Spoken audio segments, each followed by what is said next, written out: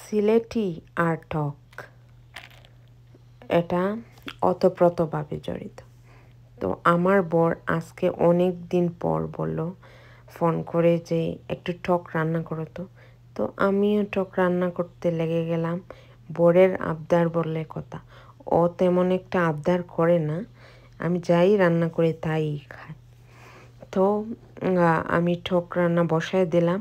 এদিকে আমার ছেলে বলল ডাল খাবে, তো ডাল একটু ভিজিয়ে রাখলাম, কারণ সাথে মুগ ডাল আছে, এই জন্য মসুর ডাল না ভিজালেই চলে।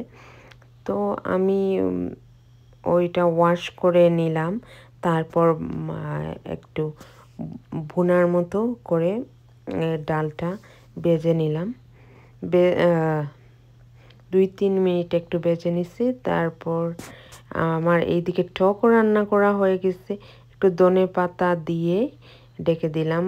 আর ডালটাও আমি রান্না করে ফেলছি, ওইটাও দিলাম। তারপর রাতে খাবারের জন্য আমার ছেলেকে ডাল ভাত দিলাম, ও অনেক পছন্দ করে ডাল ভাত।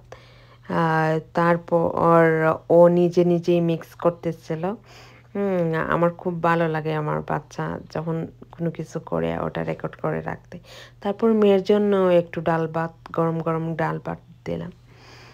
তো ওরা রাতে খাওয়ার জন্য দিয়ে আমি চলে গেলাম বেড রেডি করতে।